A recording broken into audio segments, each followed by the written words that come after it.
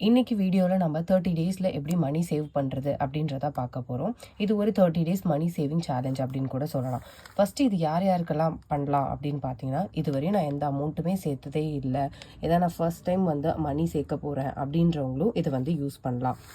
இன்னொன்று house wife's இது வரையுமே, அதாவது ஜீரோ சேவர்ஸ் அப்படின்னு நான் யாரை மீன் பண்ணுறேன்னா, இதுவரை சேவிங்ஸ்னால் நான் எதுவுமே பண்ண மாட்டேன், எனக்கு சேவிங்ஸ் மேலே பெருசாக இன்ட்ரெஸ்டே இல்லை அப்படின்றவங்களும் இதை வந்து யூஸ் பண்ணலாம்.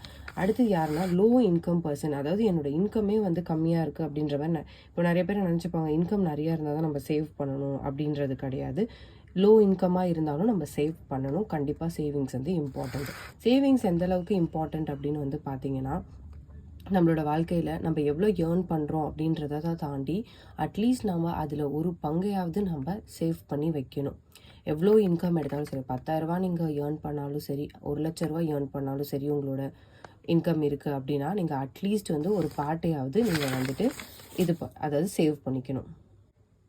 இதில் வந்து நான் 3 மெத்தட்ஸில் வந்து மணி சேவிங்ஸ் அப்படின்றத நம்ம பார்க்க போகிறோம். ஃபஸ்ட்டு வந்து என்னென்னு பார்த்தீங்கன்னா, டெய்லி சேவிங்ஸ் மெத்தட் தான் நம்ம பார்க்க போகிறோம். டெய்லி சேவிங்ஸ் மெத்தட் அப்படின்றது என்னென்னா, ஒரு நாளைக்கு 5 ரூபா அப்படின்ற அக்கௌண்ட்டில் நம்ம வந்து சேவ் பண்ண போகிறோம். ஃபர்ஸ்ட் நாள் என்ன பண்ண போகிறோம்னா 5 ருபீஸ் சேவ் பண்ணுறோம். அடுத்த நாள் வந்து 10 ரூபா, அதாவது 10 ருபீஸை சேவ் பண்ணுறோம்.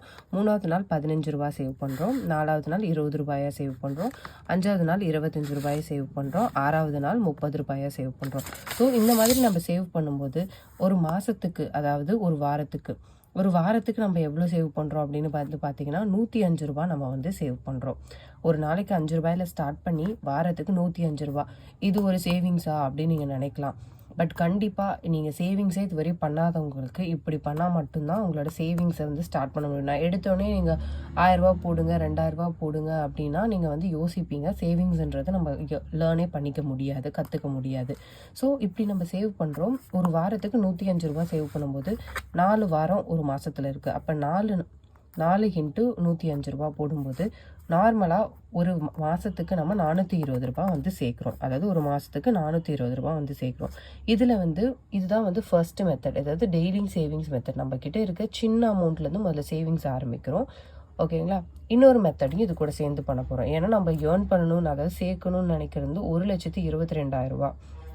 அதை நம்ம இந்த மாதிரி 100 ரூபாயை வச்சுட்டு பண்ண முடியுமா? பண்ண முடியாது. அப்போது இன்னும் ஒரு சேவிங்ஸ் மெத்தடையும் நம்ம எடுத்துக்கணும்.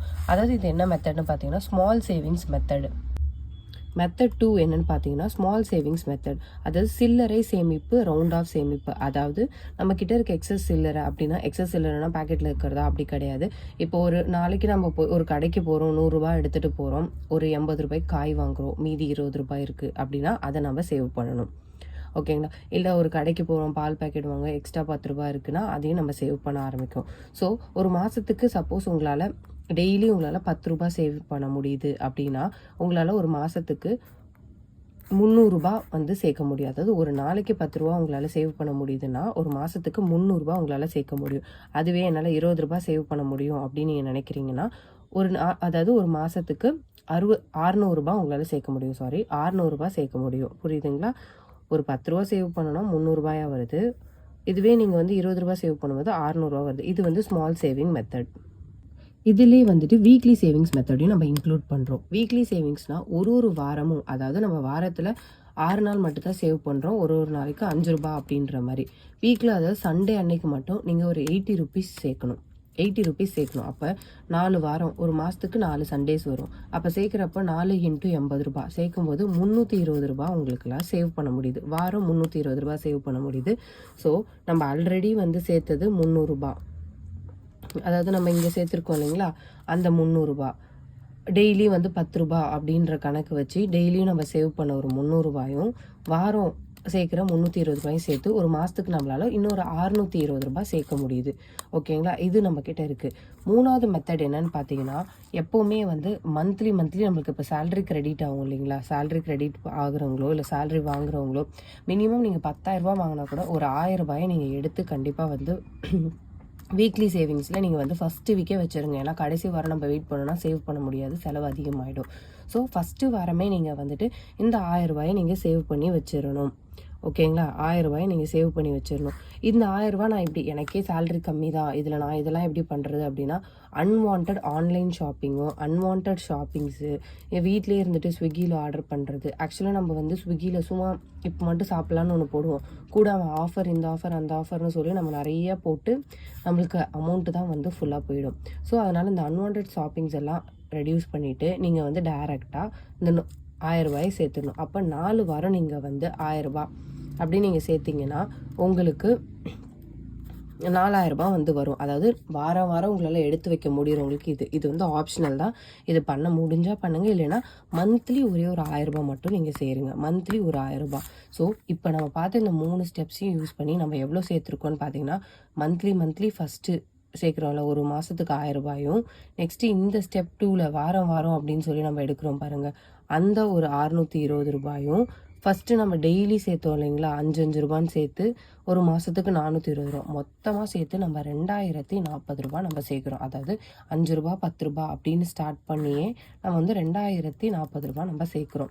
அப்போ ஒரு வருஷத்துக்கு நம்ம 2040 ரூபா சேர்க்குறப்போ 24,480 ரூபா நம்மளால் சேர்க்க முடியுது. ஓகேங்களா? இது 5 வருஷம் நீங்கள் தொடர்ந்து பண்ணுறப்ப, அதாவது வருஷத்துக்கு 24,480 ரூபா சேர்க்குறப்ப நம்மளுக்கு 5 வருஷத்துக்கு 5 வருஷத்துக்கு நம்ம சேர்க்குறப்போ 1,22,400 ரூபா நம்மளால் சேர்க்க முடியுது. ஓகே, இதை வந்து நான் இப்படி தான் சேர்க்க முடியுமா? இதை விட ஒரு பெனிஃபிட்டான மெத்தட், அதாவது நீங்கள் வீட்டில் உண்டியலில் சேர்க்குறீங்க அப்படின்னா அது பணமாகவே தான் இருக்கும், எப்போவுமே சொல்கிற மாதிரி. ஏன்னா நீங்கள் உண்டியலுக்குள்ளே இன்றைக்கி வந்து 100 ரூபா போட்டிங்க அப்படின்னா நீங்கள் 5 வருஷம் கழித்து எடுத்தாலும் 100 ரூபா தான்.